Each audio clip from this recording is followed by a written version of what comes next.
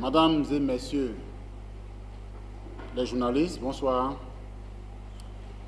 Je suis Jean-Yves Abonga, porte-parole principal de l'intersyndical des fonctionnaires de Côte d'Ivoire, candidat au poste de délégué de la MUJFC dans la région des Grands Ponts qui regroupe les départements de Dabo, Jacquesville et Grand Laou. La conférence de presse de cet après-midi est exclusivement consacrée aux élections des délégués régionaux de la MUJFC qui auront lieu le dimanche 24 septembre prochain de 8h à 17h. L'intersyndical des fonctionnaires de Côte d'Ivoire, que les camarades fonctionnaires m'ont fait l'honneur de diriger, a porté son choix sur la liste Union Solidarité Espoir, conduite par M. Soro Mamadou, et pour des raisons toutes simples. En janvier 2017, l'ensemble des fonctionnaires de Côte d'Ivoire ont conduit un mouvement de protestation nationale, unis comme un seul homme, pour faire aboutir un certain nombre de revendications dont la presse a fait largement écho. Quand s'est engagé ce que vous, les journalistes, vous appelez la bataille de la MUJFC, pour nous, à l'intersyndical des fonctionnaires de Côte d'Ivoire, il s'est agi de traduire encore une fois en acte l'unité d'action syndicale qui a triomphé en janvier 2017 autour de notre instrument commun de solidarité qui est la MUJFC. C'est engagé avec la liste. C'est ainsi que l'ensemble des syndicats membres de notre fêtière s'est engagé avec la liste Union Solidarité Espoir. Aujourd'hui, cette liste a le soutien indéfectible de plus de 179 syndicats et associations. Cela est la preuve de l'union retrouvée des fonctionnaires de Côte d'Ivoire. Comme son nom l'indique, cette liste est le symbole vivant de l'union des fonctionnaires autour de leur outil de solidarité afin de leur donner l'espoir d'une meilleure condition de vie.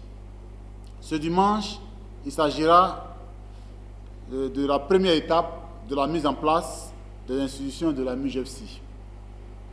L'élection des délégués régionaux. Après suivront l'élection du conseil d'administration et du PCA. C'est pourquoi, partout en Côte d'Ivoire et dans les 32 délégations régionales, je demande à tous les fonctionnaires de Côte d'Ivoire de voter la liste Union Solidarité Espoir, de voter la couleur verte sur le bulletin de vote, afin que les 6 engagements de cette liste puissent être déroulés pour la mandature 2017-2021. Ces engagements sont connus. Nous avons parcouru les différents services, les écoles, les hôpitaux, etc. Pendant cette campagne qui prend fin donc samedi prochain. Tous donc dans les différents bureaux de vote régionaux ce dimanche pour voter la liste Union Solidarité Espoir pour cocher la case de la couleur verte, et assurer une victoire éclatante à la liste Union Solidarité Espoir. Je suis Jean Prisca du quotidien Le Nouveau Réveil. Je voudrais savoir, selon vous, qu'est-ce qui explique ce rassemblement de l'ensemble des syndicats qui ont mené cette lutte depuis janvier jusqu'à aujourd'hui autour de la liste Union Solidarité Espoir. Et en second, beaucoup de choses ont été racontées, notamment sur l'éligibilité du candidat. Qu'est-ce qui a pu permettre au comité électoral d'accepter cette candidature alors qu'on disait qu'elle était inéligible? Les raisons qui nous ont poussés à nous joindre au groupe Union Solidarité Espoir, eh bien, les raisons sont toutes simples. Je pense que la MUJFC est notre outil de solidarité par excellence. Et comme nous l'avons par le passé fait, nous avons fait la promotion de l'unité d'action en vue d'améliorer nos conditions de travail sur le plan syndical.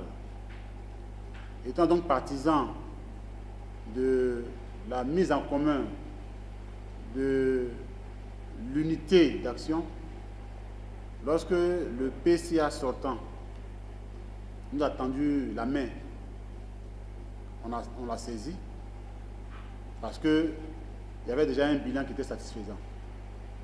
Hier, c'était des cailloux qu'on entreposait devant les pharmacies pour réserver la place afin d'avoir accès à la pharmacie. Aujourd'hui, ces cailloux ont disparu. Hier, c'était 45% des fonctionnaires qui avaient leur carte actifs. Aujourd'hui, c'est plus de 90% de fonctionnaires qui ont leur carte actifs. La majorité précédente a permis justement de multiplier le nombre de prescripteurs par 3, le nombre de pharmacies par 3, le nombre d'hôpitaux et de cliniques conventionnées par 3. Et même les hôpitaux qui ont un plateau technique très élevé sont conventionnés par la MUJFC. Le PCA a réussi aussi à réintégrer plus de 84 000 fonctionnaires qui avaient été retirés du fichier parce qu'ils n'ont pas payé un seul mois, d'après l'information qu'on a reçue, une seule mensualité au niveau de leur cotisation. L'actuel conseil d'administration a réintégré l'ensemble de ces mutualistes. Hier, c'était beaucoup de carnets dont on disposait pour avoir accès aux prestations. On avait un carnet de mutuelles, un carnet de bons, un carnet de stickers, plus de cartes de membres. Tout cela a été réduit en une seule carte. Donc le bilan était satisfaisant. Mais les perspectives qui avaient été donc proposées par l'ancien groupe avaient trouvé notre assentiment parce que justement c'est les perspectives qui étaient futuristes et qui permettraient donc de développer et de consolider la MUJFC. Aujourd'hui, dans les engagements que nous prenons, je vais relever les points saillants. On souhaite donc créer une banque de travailleurs pour permettre aux fonctionnaires d'avoir accès au crédit et à court, moyen et long terme. Dans les perspectives, on souhaiterait aussi créer une société de gestion immobilière, pour que les fonctionnaires aient accès à un toit et accès donc à la propriété foncière. Tout cela va permettre de générer une plus-value qui sera donc reversée dans les caisses de la MUJFC afin d'accroître les prestations. Et on veut aussi créer des hôpitaux pour cette mandature 4, sinon à court et moyen terme 15 hôpitaux dans le programme qu'on a défini.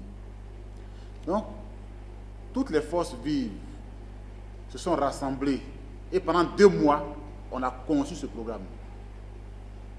Ce programme qui est impersonnel, qui va permettre donc d'asseoir un nouveau visage de la MUJFC à court, moyen et long terme.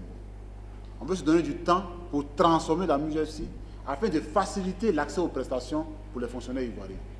Voici notre objectif terminal et c'est dans cette perspective-là que l'intersyndicat des fonctionnaires de Côte d'Ivoire a trouvé bon, avec d'autres fêtières, d'autres associations et d'autres syndicats, de se mettre autour de la MUJFC et de penser le mieux-être, un mieux-être sanitaire des fonctionnaires ivoiriens. Donc, ce n'est pas pour une promotion individuelle, c'est pour que justement on puisse proposer aux fonctionnaires ivoiriens une MUJFC beaucoup plus solide et solidaire dans les mois et années à venir. C'est la raison pour laquelle on a décidé de nous mettre donc ensemble dans ce grand groupe Union Solidarité Espoir. Maintenant, depuis un peu dans la pré-campagne, comme on l'avait indiqué, un candidat potentiel avait commencé à annoncer à la population ivoirienne que le camarade Soro Mahadoum était inéligible. Je pense que à la déclaration des listes qui ont été retenues par le comité électoral national, seule habilité à dire qui est éligible ou pas.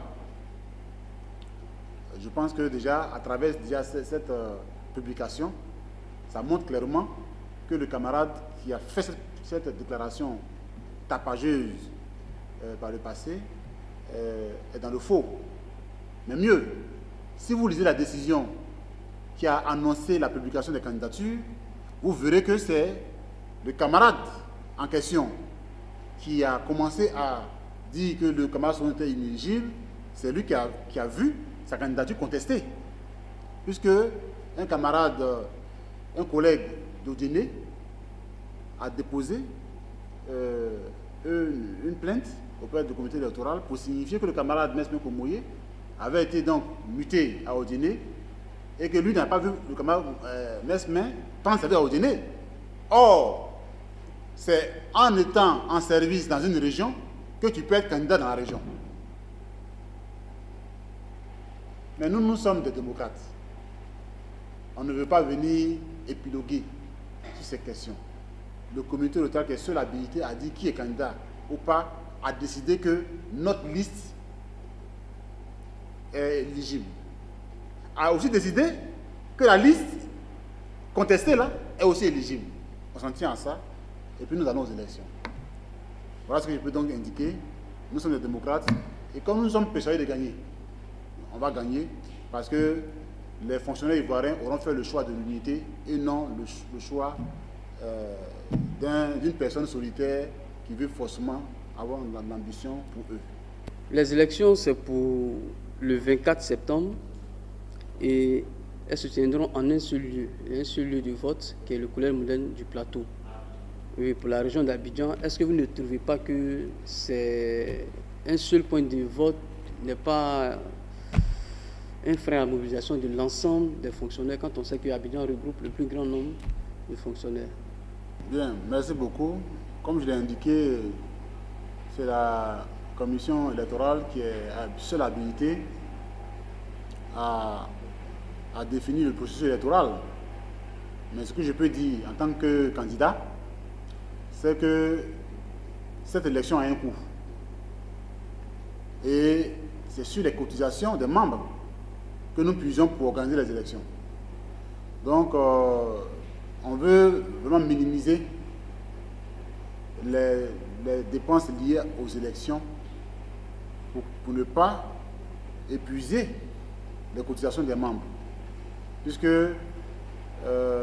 si on veut ouvrir plusieurs bureaux de vote dans tous les départements de Côte d'Ivoire, je vous assure que ça sera comparable aux élections présidentielles et on risque d'avoir un coût très élevé. Sinon, je pense que pour les prochaines perspectives, nous verrons comment proposer une meilleure organisation qui puisse prendre en compte la mobilisation des fonctionnaires.